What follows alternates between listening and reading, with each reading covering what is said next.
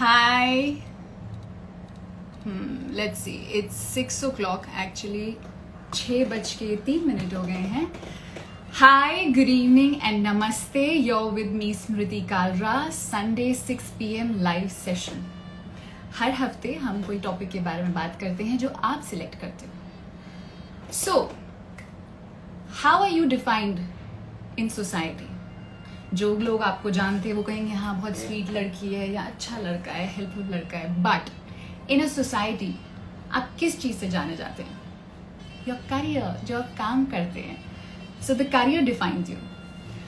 अब करियर कौन सा चूज करें? कहा जाता है ना कि काम वो करो जो काम जैसा ना लगे, जिसमें मजा आए, कि आप जब सुबह उठें आपको ये ना लगे कि ओ माय गॉड मुझे फिर काम पे जाना है.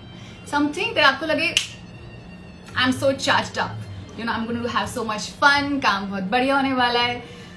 तो ऐसा काम हम कैसे चूज करें? अब बहुत बार ऐसा होता है कि मान लीजिए कि आपको HR एग्जीक्यूटिव बनना है, HR मैनेजर बनना है. HR human resources. किसी भी कंपनी में जब आप होते हैं तो आप ह्यूमन रिलेशनशिप्स मैनेज करते हैं. फायर करना, किसी को हायर करना आपकी रिस्पॉन्सिबिलिटी होती है. अब आप हैं बहुत शाय, ठीक है. अब जब आप शाय हो जाते हैं तो आप होते हैं ना, जब शाय होते हैं तो ऐसे बिहेव करते हैं एज इफ यू नो हमें फर्क नहीं पड़ता, we are not shy. But actually and what comes across is कि हम लोग बहुत अकड़ू हो रहे हैं, but actually you are very shy. So now how do you fit into being an HR?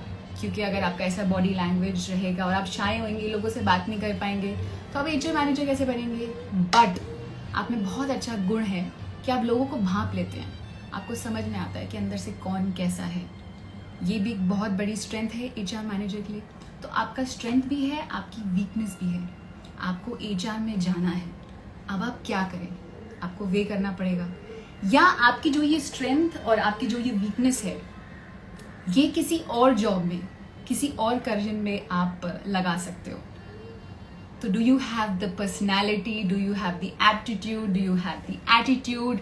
आप रिलेशनशिप्स कैसे मैनेज करते हो? All this helps you to decide कि आपका करियर कैसा होगा. करियर काउंसलिंग आज हमारा टॉपिक है. करियर काउंसलिंग का मतलब क्या हुआ?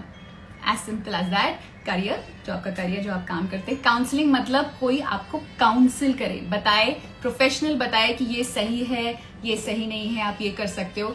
तो आज आ टॉपिक इस करियर काउंसलिंग जो आपने चूज किया है. एंड मेरे साथ होने वाली है Ritu. Ritu is a professional career counsellor. So let us see. अगर ऋतु ने मुझे फ्रेंड रिक्वेस्ट भेजी है, आई होप ऋतु ने भेजी हो. यस. अच्छे प्रोफेशनल बिल्कुल बैंग ऑन टाइम काम करते हैं. सो ऋतु ने मुझे फ्रेंड रिक्वेस्ट भेजी है एंड हम उनसे चैटअप करेंगे. Hi Ritu. Hi. I hi can't Smriti. See you. अब मेरे को दुकान. ब्लैंक वॉल दिख रही है, अभी मुझे कर्टन्स दिख रहे हैं, अभी मुझे बेड All दिख रहा right. है, और अब मुझे ऋतु दिख रही है. हाय ऋतु, Yeah, thank good you so evening. much. Good evening. Good evening. Thank you so Thank you much. so much. अब ऋतु कौन है, क्या है? Let's hear it. ऋतु, आप अपना थोड़ा इंट्रोडक्शन दोगे please? Of course. Thank you Smriti. Thank you for this opportunity. मुझे आपने कॉल किया और मुझे बुलाया, मुझे अच्छा लगा. और मैं उम्मीद करती हूँ कि जो आपके जरिए सब लोग आप मेरे को सुन पा रहे हैं, उनको इस आज के सेशन के बाद थोड़ा सा उनको फर्क पड़ेगा और वो अपने करियर के प्रति उनको क्या चाहिए, may be they will be able to help themselves towards their career path. और आपकी So हेल्प बहुत जरूरी है इसमें. thank you so much. Okay, so first of all, am I visible properly or should I आप adjust बिल्कुल my visible screen? हो. आप थोड़ा सा एडजस्ट कर लो, मे भी थोड़ा सा कैमरा पीछे कर लोगे तो ज्यादा मजा आ जाएगा. Is that okay? Fantastic, super, thank you. Okay, thank you so much. Okay, so as स्मृति ने बोला कि मैं करियर काउंसलर हूँ. हाँ, मैं करियर काउंसलर हूँ. मैं बच्चों मतलब स्कूल के स्टूडेंट्स से लेके कॉलेज के स्टूडेंट्स तक और किसी हद तक वर्किंग प्रोफेशनल्स तक मैं करियर पाथ्स पे उनको गाइडेंस देती हूँ. क्या करियर्स वो चूज कर सकते हैं उनकी स्ट्रेंथ्स के हिसाब से, उनकी कैपेबिलिटीज के हिसाब से, उनके एप्टीट्यूड के हिसाब से, वो सब मैं चूज करके उन I conduct lot of psychometric test, और उसके बाद काउंसलिंग सेशंस के जरिए उनकी स्ट्रेंथ्स को मेजर करके, उनके इंटरेस्ट को मेजर करके फिर उनके लिए करियर पाथ सजेस्ट कर सकते हैं. So I usually give career options A, B and C, as in 3 options to each one of my clients, and I help them choose their ikigai. Lovely. Ikigai के बारे में हम detail में बताएंगे क्या मतलब है. ऋतु, आई ऑल्सो बिलीव आप you are the founder of Edu Crossroads. Yes, I am. So I have been into consulting and education space for about 12-13 years now. And then now, since last about 3 years, I started on my own in my own company. I started this company called Edu Crossroads Consulting, which is basically doing what I do. So I'm a, yeah. तो अगर मैं आपके पास career counselling के लिए आती हूँ तो क्या test I have to take. तो सबसे मुझे बिल्कुल नहीं पता करियर काउंसलिंग क्या होती है. मम्मा पापा ने बोला कि देखो 12th चल रहा है, तुम्हें पता होना चाहिए कि आगे क्या फील्ड लेनी है नहीं लेनी है. और अधिकतर हमारे सारे पेरेंट्स कहते हैं कि इंजीनियर बन जाओ और 12th में 11th-12th में साइंस ले लो, फिर बहुत सारी फील्ड्स खुली होंगी, या तो डॉक्टर बन जाओ या बस ऐसी फिक्स्ड फील्ड्स होते हैं. तो अगर मुझे कुछ नहीं पता और मैं आपके पास आती हूँ फॉर करियर काउंसलिंग, तो how do we go about it? तो हमारे टाइम पे जब मतलब आपका टाइम तो अभी रिसेंट है, मेरे को हो गया 25 साल हो गए मुझे ग्रेजुएशन किए, 25 से भी ज्यादा हो गए मुझे ग्रेजुएशन किए. तो हमारे टाइम में क्या होता था, जैसे कि आपने कहा कि पेरेंट्स ने जो चूज कर लिया हमने वही कर लिया, या हमारे दोस्तों ने कुछ किया तो हमने वो कर लिया, मेरी फ्रेंड ने इंजीनियरिंग करी तो हम भी वहीं चले गए. सो पहले ये होता था. अब क्या जरूरी हो गया है, इतने सारे ऑप्शंस हैं, इतने सारे और इतना चेंजिंग टाइम है, टेक्नोलॉजी का अपग्रेडेशन बहुत ज्यादा है, नए नए तरीके के करियर्स निकल के आ रहे हैं. अगर आप सोचो तो आज social media influencing is such a big career in itself. तो इतने सारे करियर्स आ रहे हैं सामने, एंड बच्चों को कंफ्यूजन बहुत ज्यादा है. उनके सामने इतना सब कुछ है. with the advent of media, with the advent of internet, they are aware of everything, but they don't know the guidance, or they don't know the guided direction towards where they want to go or where they can go. और यहाँ पे हम career counselors help कर सकते हैं. So जैसे अगर कोई, तो मैं आपके पास आई तो what is that first thing, क्या टेस्ट लेना होगा? तो अगर आप मेरे पास आओगे तो पहले तो मैं आपसे आधा घंटा बात करूंगी, आधा पौना घंटा, 1 hour. I will talk to you and I'll try to understand from you what are your interests, what are your skills. आपने पढ़ाई में आपको क्या अच्छा लगता है, और पढ़ाई के अलावा आपको और क्या अच्छा लगता है, किस चीज में आपका इंटरेस्ट है. मैं बहुत सारा आपको इवेलुएट और ऑब्जर्व करूंगी ड्यूरिंग माय सेशन. उसके बाद मैं साइकोमेट्रिक टेस्ट दूंगी. अब psychometric test is like an aptitude test. तो वो ऐसा नहीं है कि वो एक सब्जेक्ट बेस्ड टेस्ट है, कि वो फिजिक्स टेस्ट है, केमिस्ट्री टेस्ट है, ऐसा कुछ नहीं है. वो एक टेस्ट है जो कि रिस्पॉन्स बेस्ड टेस्ट है. आपको बहुत सारे रिस्पॉन्सेज होंगे, हर सिचुएशन के हिसाब से आपको अपना रिस्पॉन्स चूज करना है. और when you choose that response, nothing is right और wrong. It's basically reflecting your personality and your interest and your aptitude. और उसके बेसिस पे रिपोर्ट्स जनरेट होती हैं, एंड वी देन so मैं अपने ऑब्जर्वेशन जो मैंने आपके लिए लिया है और जो रिपोर्ट आपकी आई है, then I combine the two and then I give you my advice or the guidance. Aptitude का मतलब क्या होता है? एटीट्यूड का मतलब क्या होता है? Okay, so your aptitude is your natural flair. हाँ जी. Towards certain things. जी. जो आप में inherent है, innate आपका उस तरफ झुकाव है. It's different from interest. आपका किसी चीज में एप्टीट्यूड हो सकता है, लेकिन हो सकता है आपको उसमें इंटरेस्ट नहीं हो. सो फॉर एग्जाम्पल, अगर मैं मैथ्स में बहुत अच्छी हूँ, मुझे उसका एप्टीट्यूड है, मुझे मैथ्स समझ में आता है, बट हो सकता है मुझे मैथ्स में इंटरेस्ट ना हो. So I am skilled at math but I am not interested in math. So So that is the difference between that is the difference between aptitude and interest. Aptitude is your natural inclination or natural flair for certain things.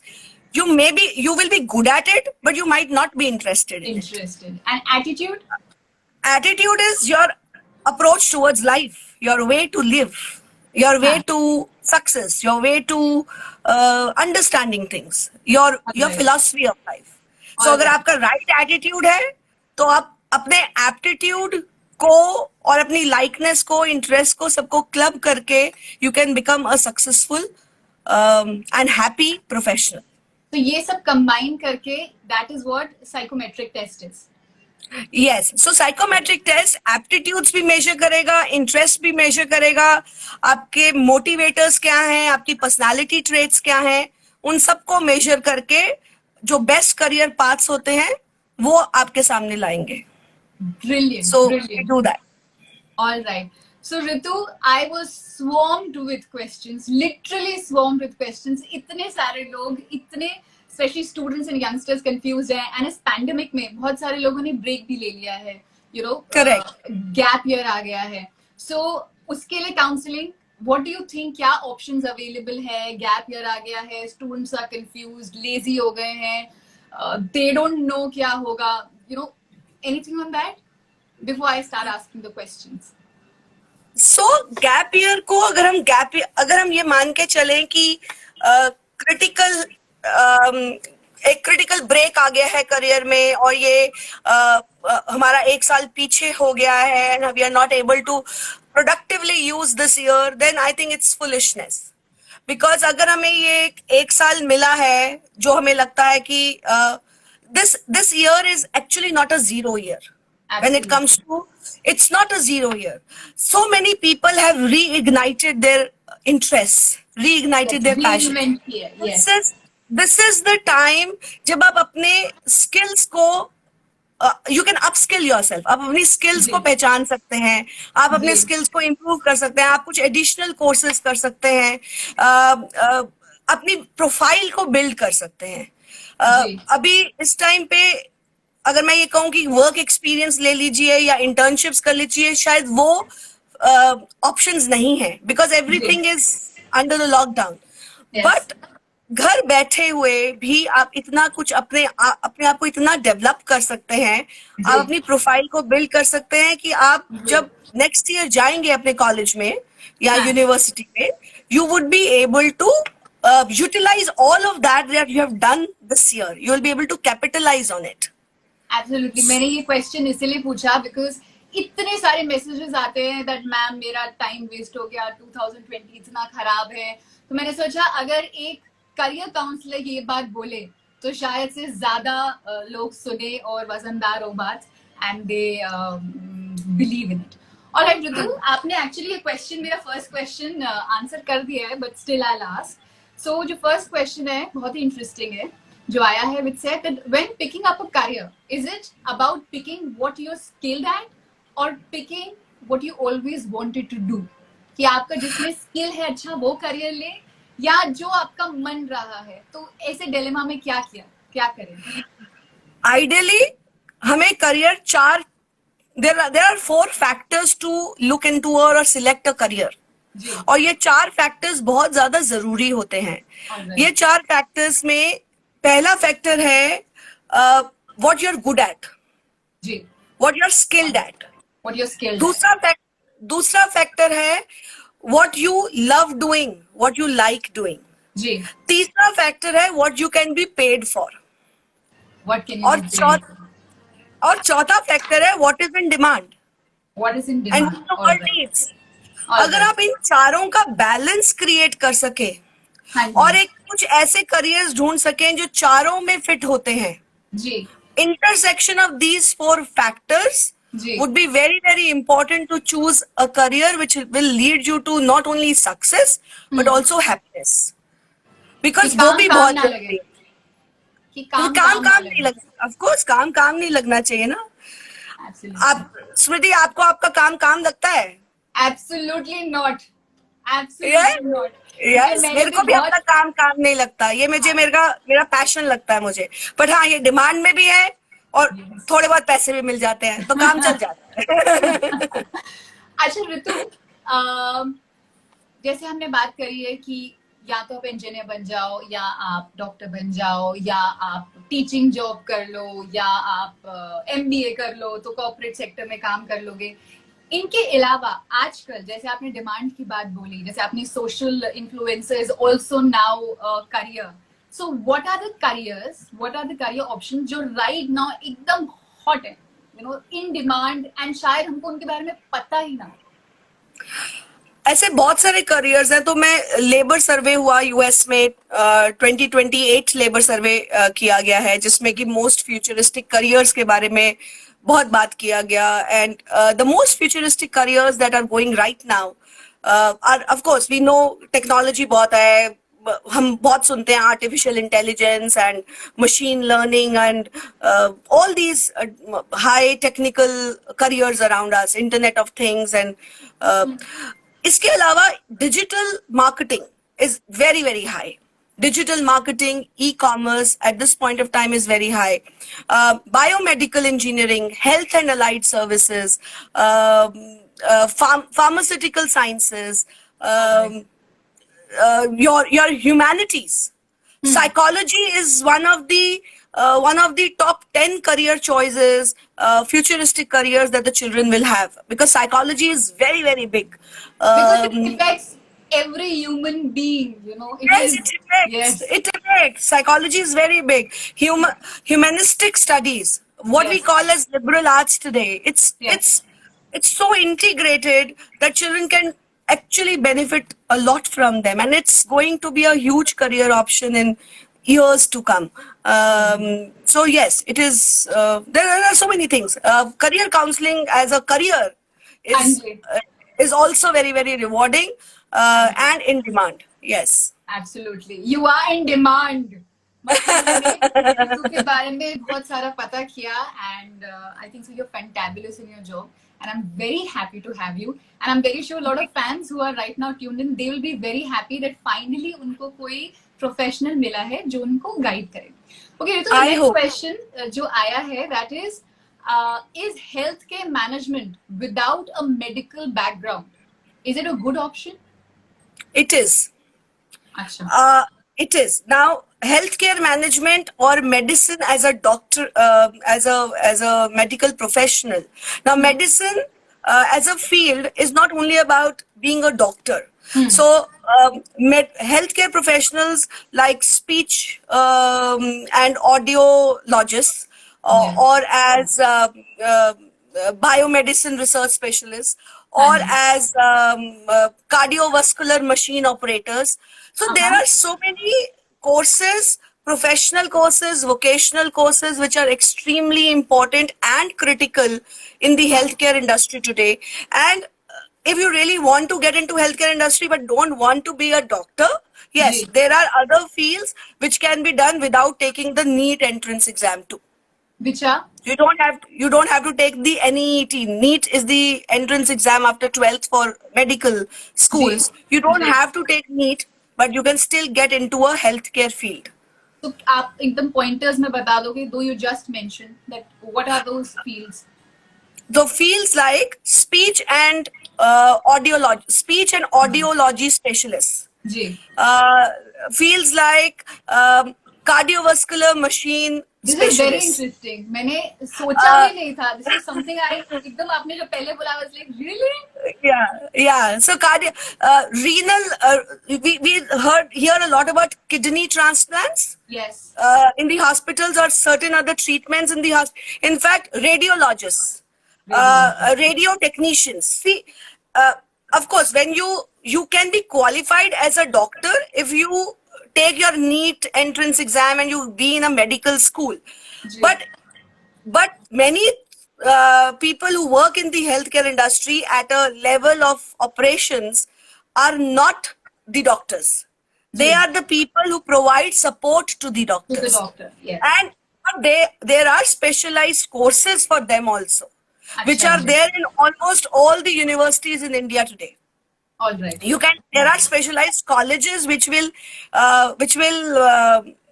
teach you to become a renal and a renal machine specialist, which the machines which do kidney transplant, which are involved in all of that.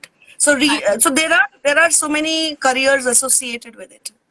All right, Ritu, because we're talking about the medical field, physiotherapy, physiotherapists, आजकल specially बहुत demand में है because हमारा lifestyle ऐसा है. I think so every second person has a back problem, has a neck problem या injury हो रही है. But what we have seen, और जितना मेरा नॉलेज है और जितना मैंने देखा है कि physiotherapists, they're not paid that much is what my observation is there. अभी शायद से the trend is changing. So usually whatever conversations मेरी जो physiotherapist से हुई, उन्होंने ये बोला है कि जो दर्जा और जो रिस्पेक्ट फिजियोथेरेपिस्ट को अब्रॉड मिलती है वो इंडिया में नहीं मिलती है.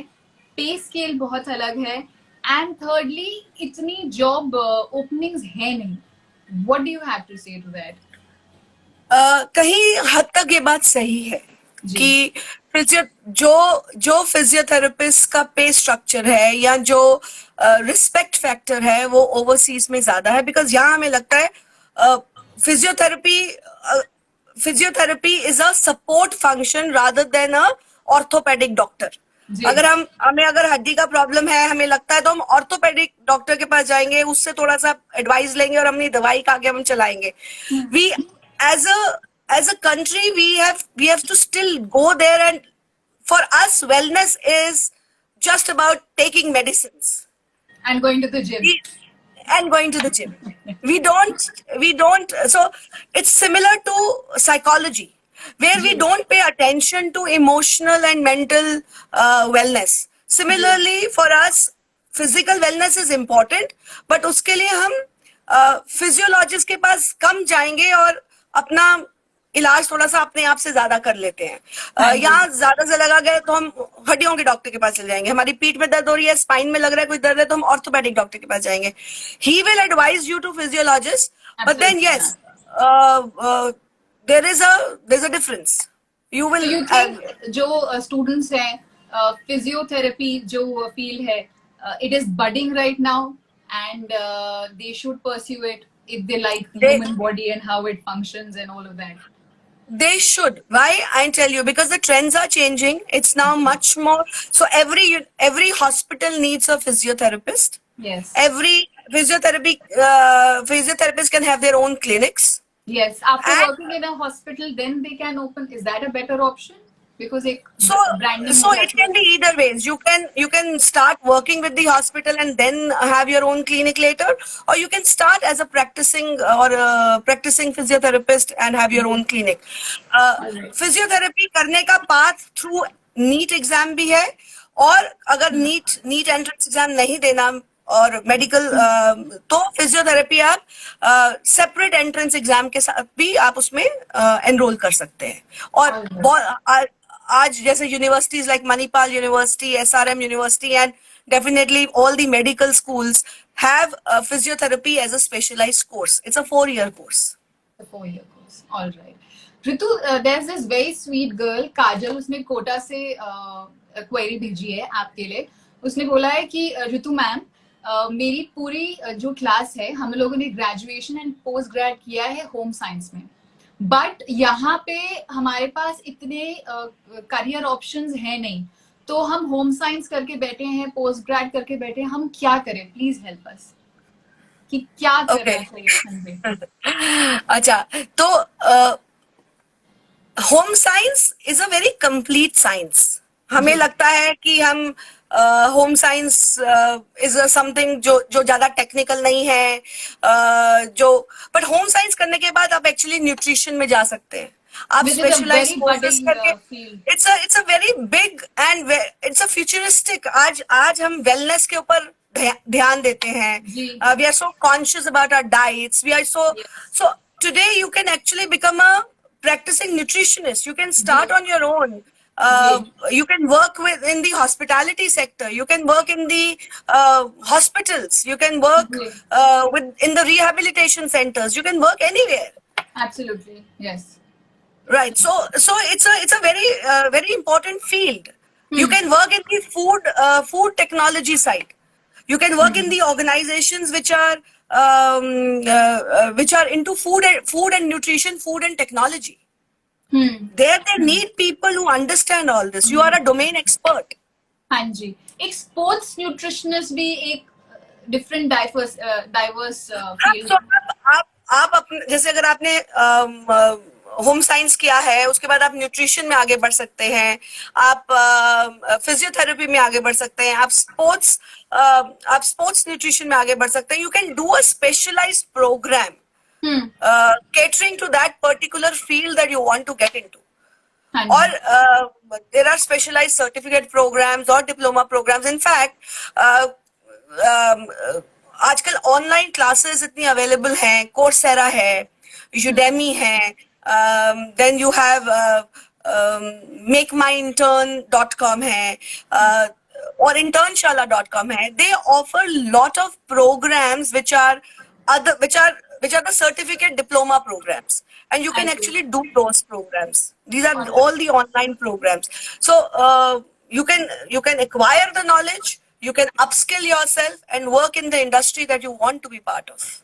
Ritu, since we're talking about these online courses, जैसे ऑनलाइन MBA होता है या ये जो ऑनलाइन डिप्लोमा कोर्सेज होते हैं, आई वांट टू आस्क कि जब हम जाते हैं जॉब के लिए, ये जो ऑनलाइन सर्टिफिकेट्स डिप्लोमाज हमें मिले होते हैं, क्या ये इनका वजन होता है कि या जो जॉब हायर कर रहे हैं HR वगैरह, वो कहते हैं कि यू नो अच्छा MBA किया बट ऑनलाइन किया है तो इतना you know it doesn't really matter. Does that happen, and does online certification and diplomas hamper your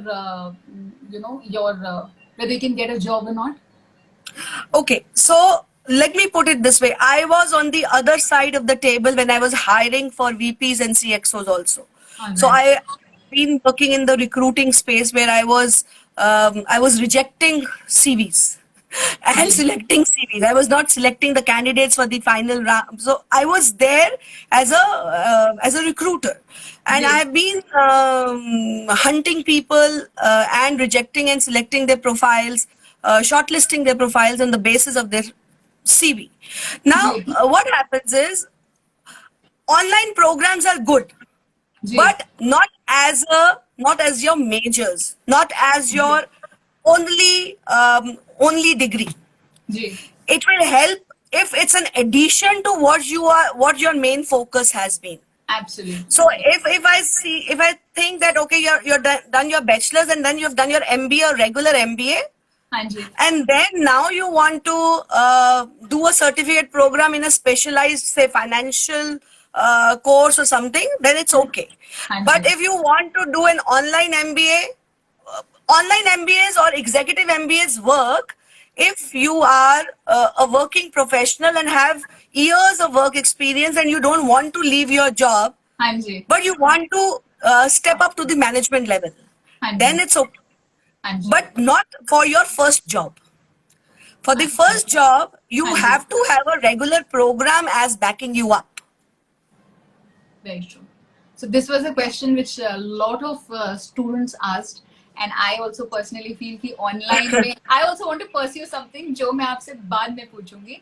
अच्छा ऋतु, अभी तो पैंडेमिक चल रहा है, सब लोग घर पे हैं, ट्रैवलिंग अभी अलाउड नहीं है, but as you know India में बहुत सारे स्टूडेंट्स अब्रॉड जाके पढ़ना पसंद करते हैं. दो हमारा इंडियन एजुकेशनल पूरा सिस्टम बहुत ही बढ़िया है, बट अगर हम बाहर जाके पढ़ते हैं तो एक अलग ही स्टेचर वैल्यू हो जाता है.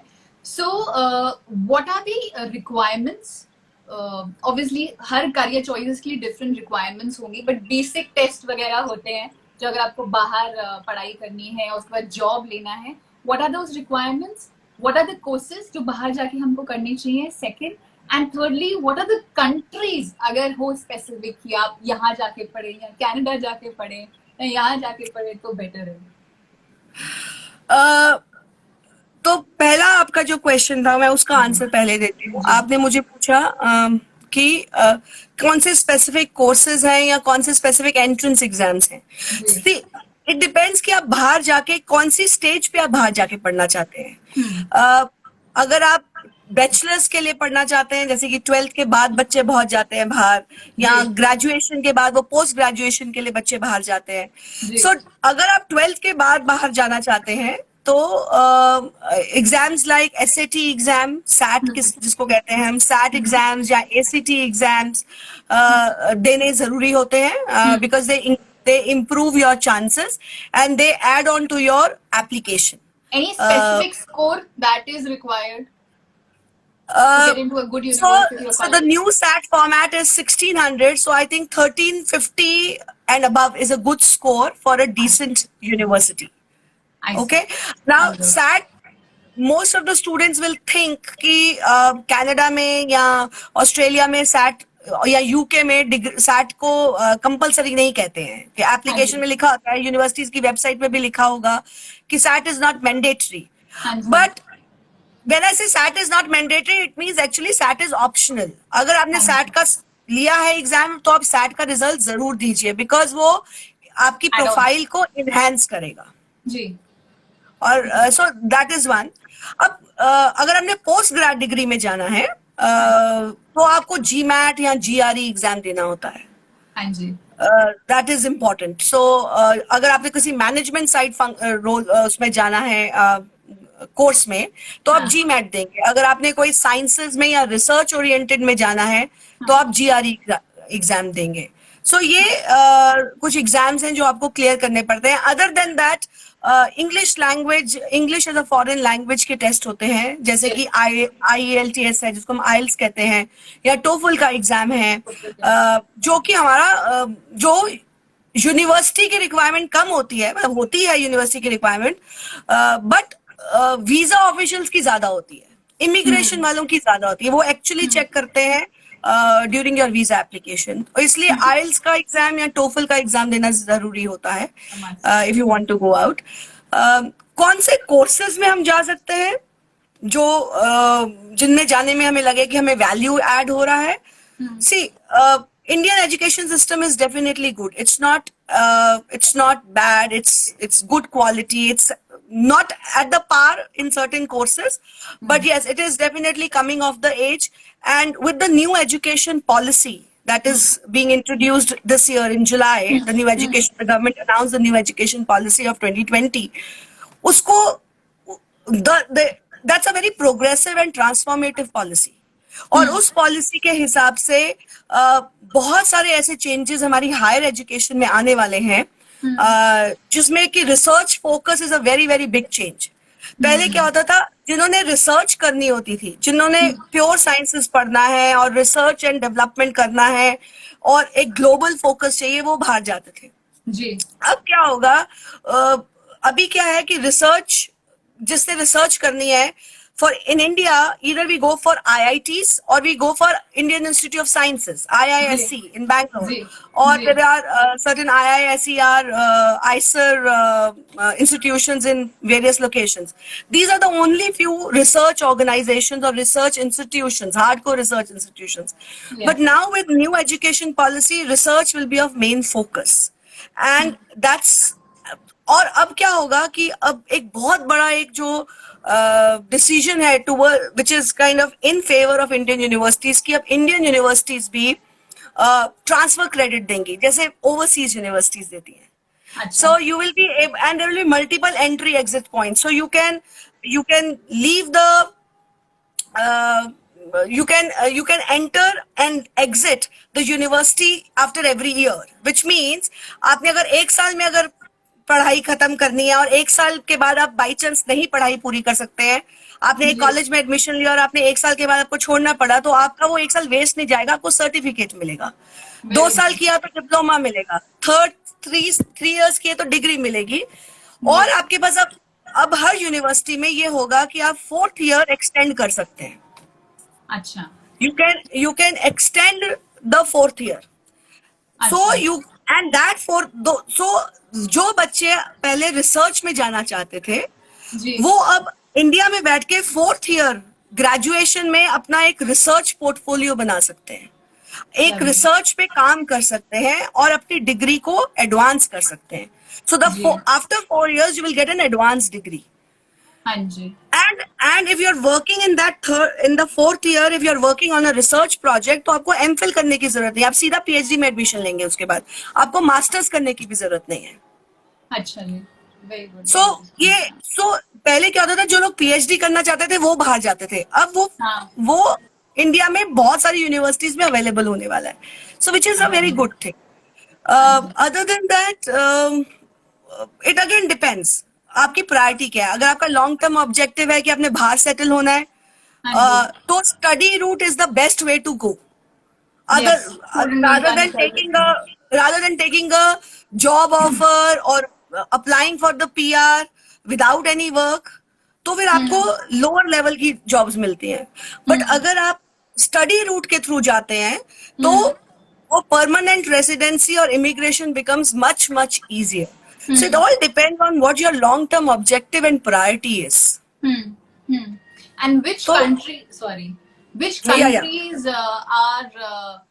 Would you suggest they are better to go and study? And then, as you said, that जो longer goal जो है is actually to settle, because most of us Indians जब हम बाहर पढ़ने जाते हैं, student visa मिलता है, तो objective यही होता है कि बाहर settle हो जाएं. तो बहुत कंट्रीज में बहुत डिफिकल्ट होता है, बहुत कंट्रीज में इजीली मिल जाता है. So your take on that. तो अभी क्या है स्मृति की, at this point of time Canada is the easiest destination अच्छा. as far as the quality is concerned and as far as the permanent residency and immigration policies are concerned. हाँ जी. कोई भी आप कंट्री में पढ़े, यूएस में पढ़े, UK में पढ़े, ऑस्ट्रेलिया में पढ़े, कनाडा में पढ़े, आपको एक वर्क परमिट मिलता है. जी. After completing your studies, you will हाँ be ji. able to work for some years. जी. अभी तक क्या था कि यूएस में वो वर्क परमिट आपको, अगर आपने नॉन स्टेम कोर्सेज किए, नॉन स्टेम मतलब साइंस, टेक्नोलॉजी, इंजीनियरिंग, मैथ्स के अलावा कोई और कोर्सेज किए हैं, हाँ जी. then you will be able to get a work permit of 1 year, which is अच्छा. called OPT, optional practical training. लेकिन अगर आपने STEM कोर्सेज किए हैं तो आपको एडिशनल 2 साल का मिलता है OPT, जिसका मतलब आपको 3 साल का वर्क परमिट मिला. I am talking about US.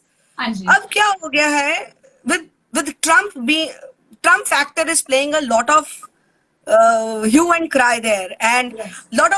and Trump is unpredictable, no doubts about it. With Absolutely, due respect to the president of the United States, but he is highly unpredictable. And there is lot of talk of even a lot of talk about even abolition of H1B visas, or हाँ जी. lot Yes. of restrictions on OPT and work permits for international students. That's why at this point of time, और हमें सबको मालूम है कि US में green card के लिए कितना 15 साल, 20 साल, 25 साल वेट करना and all that. So US is no more a feasible or the most attractive option to study at this point of time. Though quality wise, it's one of the most premiums and one of the best, but yes, it's not as we must look at better alternatives. I must say that. Canada is a good option.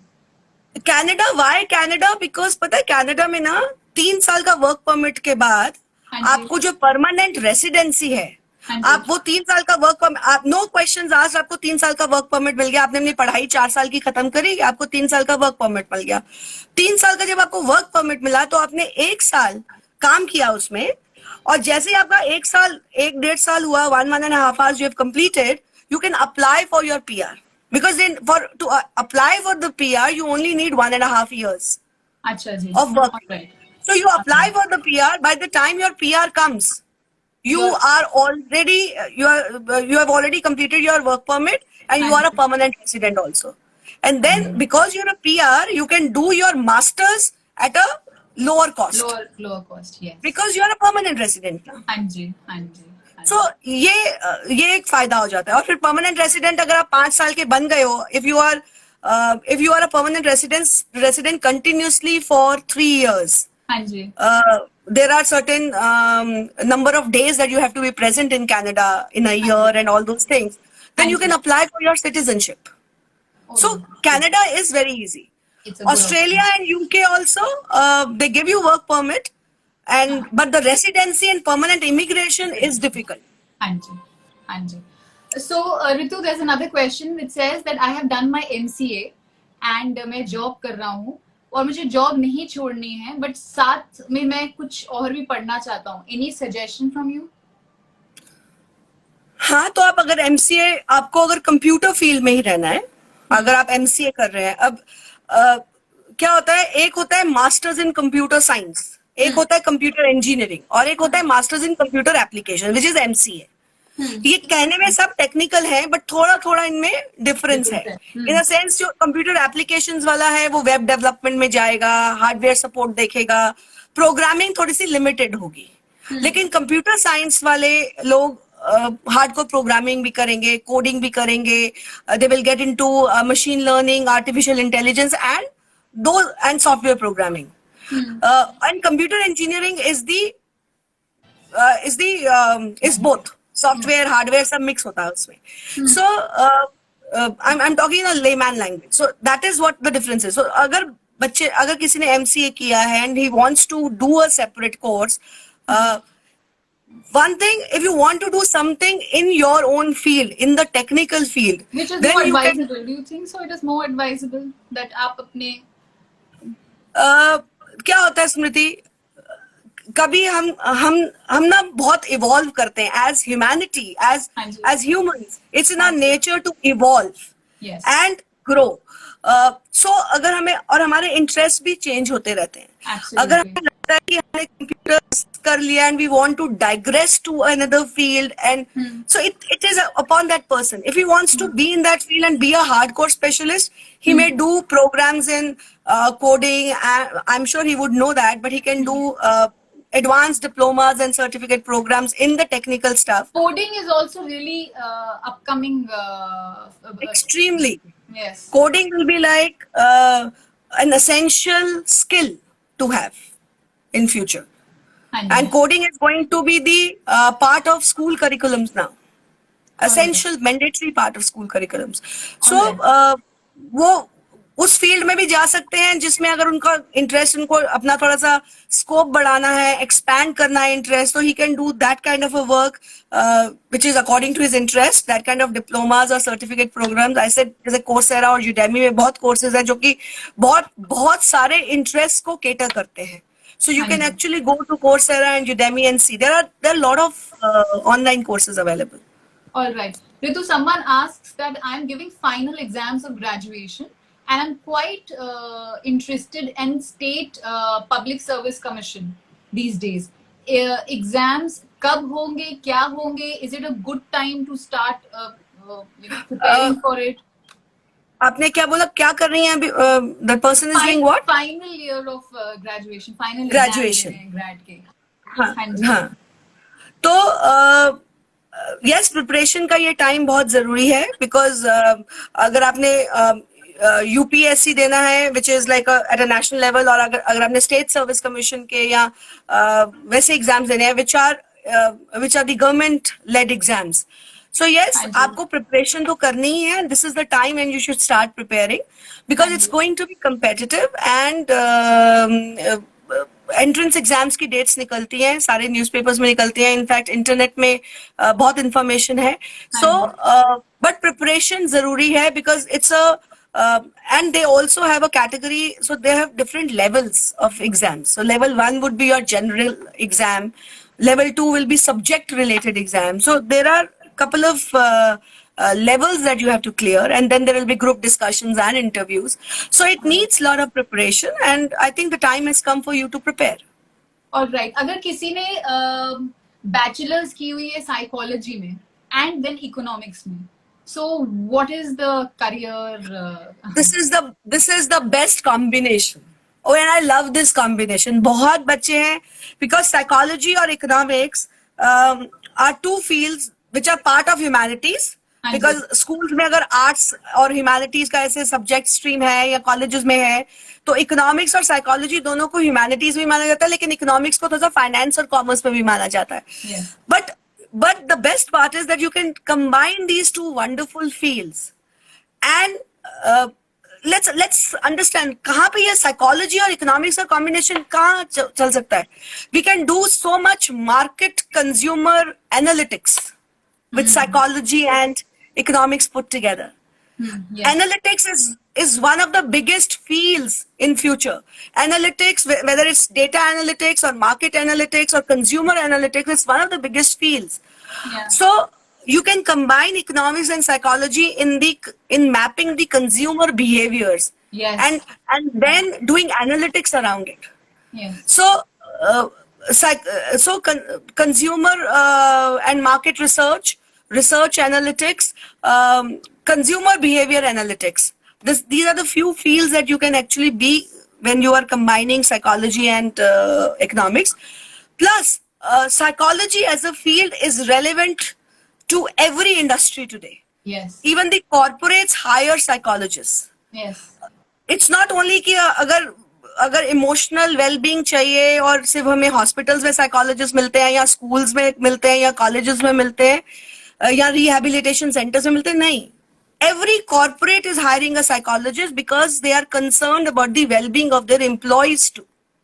Yes, अब तो big Right. Boss में भी psychologist रखे जाते हैं. Psychology is a vast field, and everybody is wants. And to be very honest, government organizations, think tank organizations, they all need psychologists. And psychology and economics is a wonder drug. I must say, it's a combo which is the most apt. You can be in the best of both the worlds. All right. Ritu, the next question is that I have been a science graduate, biotechnology, and मैंने realize किया है कि वो मध्य प्रदेश की है, this student. Okay. And Madhya Pradesh में कोई ऐसा ज़्यादा scope है नहीं. तो मैं सोच रही हूँ कि मैं management में switch करूँ. तो career switching from a science then to a management stream, do you think that it is okay, or I should just stick to my stream जो मैंने बायोटेक्नोलॉजी की है और उसमें कुछ एडवांस एंड अपस्केल करूं? Okay. I would answer it like this to the person. That's biotechnology is a very niche area. Okay. Yes, And if you have that domain expertise, combining it with a management degree always gives you a perspective from a corporate responsibility. From a corporate standpoint. So if you want to get into a role of managing, if you want to get into role of leading the teams and getting into the business side of it, because there are a lot of biotechnology firms also which are not the research organizations but which kind of operate as corporates. Right? So you can have your domain expertise, which is biotechnology, or which is allied to bio and science fields, and still get a management degree to have your complete understanding of the business. So when you are so if, for example, you do your MBA or you do your management and you have a domain experience in science, when you go and work in a say a pharma company or in a science oriented company or in a technical company, you understand the domain and you understand the function. Management is a functional role. Every organization, be it related to science or media or filmmaking or anything, will need a management person. Yes. Similarly, so management is a functional role, and biotechnology or any field is your domain experience. And clubbing the two will always be an advantage. Absolutely. Because you are then having a complete profile to yourself. Yes. ऋतु, एक मुझे message आया जो मुझे भी थोड़ा confuse हो गई, मुझे समझ नहीं आ रहा बच्चे ने क्या बोला है, but I'll read out. She says, Dee, nothing is working out. I'm a science student. I dropped for 3 years and I'm not getting a good rank. I want to pursue another field and I want to earn for my family, and I don't know what my career choice is, and my interests are writing, singing and teaching children of slums. So I am very confused. It's such a there are so many options never close. There are so many options that anybody can. So if you feel after 2 years, 3 years that you are not cut out for science and you don't want to pursue it, absolutely be it. Explore and see what better you can. Talk to me. come to me. I will guide you in a sense that I will be able to, by talking to you, by capitalizing on your interests, we can find out a career path for you. तो एक Because career counselor, हाँ जी, sorry. Career counsellor will also help, but at the same point of time अगर आपको writing का शौक है, अगर आपको टीचिंग का शौक है, आपको अगर कम्युनिटी वर्क का शौक है, सोशल वर्क करना चाहती हैं, there are so many fields that you can get into, and हाँ उसके जी। लिए कोई आपको स्पेशलाइज्ड डिग्री की जरूरत नहीं। अगर आपको टीचिंग में जाना है, यस आपको बीएड करना है, बट अगर टीचिंग में तो आप बीएड भी कर सकती हैं, and it's a wonderful noble profession to be in. अगर आपको career counselling as a career में जाना है तो आप वो भी कर सकती हैं। There are many certificate programs that you can do and help and guide others. So there are, और अगर आपने राइटिंग में करना है, आप अगर आप अच्छी राइटर हैं, आप क्रिएटिव हैं, आप अपना ब्लॉग शुरू कीजिए। आप अपना blog, you can actually start a blog of your own and reach out to the masses, हाँ जी, right? So हाँ जी, there are many things. You can do a course in media. You can do a certificate program in journalism. There are yes. so many things that you can do. हाँ जी. There's one last question. Actually, ऋतु, मुझे लगा था मैं फटाफट सारे questions ले लूंगी, but okay. So this last question is: I always wanted to be an IAS. Still, for the better side, I am doing bank PO SSC exams first, and then later I plan to do UPSC. Is this right? या मुझे सीधा ही UPSC के लिए directly बैठना चाहिए? UPSC का एक age limit है, राइट? तो आप कुछ भी करके आपको ग्रेजुएट होना जरूरी है, उसके बाद आप यूपीएससी का एग्जाम उस एज तक आप ले सकते हैं। I think the age is 28, I think. जब तक आप 28 है या शायद 30 है, I have to check that. तो आप यूपीएससी का एग्जाम एक एज तक ले सकते हैं। तो अगर आपको पहले बैंक का पीओ का एग्जाम देना है और उसके बाद यूपीएससी का लेना है, आप डेफिनेटली कर सकते हैं। कोई उस आपका जो मिनिमम क्राइटेरिया फॉर यूपीएससी है और जो बैंक पीओ है वो है ग्रेजुएशन। उसके बाद आप जितने एग्जाम्स लेना चाहें आप ले सकते हैं। Of course there is no stopping you. Sorry, just one last question. Now this child is really confused. उन्होंने बोला है कि मुझे ना कॉमर्स लेना पड़ा क्योंकि मेरे 12th में कोई आर्ट का था ही नहीं, बट मुझे ज्योग्राफी में बहुत इंटरेस्ट है। मैम मैं क्या करूं? तो बहुत फील्ड्स हैं ज्योग्राफी में जाने के लिए। आप एनवायरमेंटल साइंसेस पढ़ सकते हैं। I think so. Is that an upcoming field? It's amazing. It's in fact वो मैं futuristic careers में बोलना भूल गई। Green energy and environment is one of the top 5 हाँ जी, futuristic careers. So आप environmental sciences कर सकते हैं, आप environmental studies में जा सकते हैं, आप geography, और अगर आपको computers में थोड़ा सा interest है तो आप geography और information technology को mix करके there is something called GIS, Geographical Information Systems.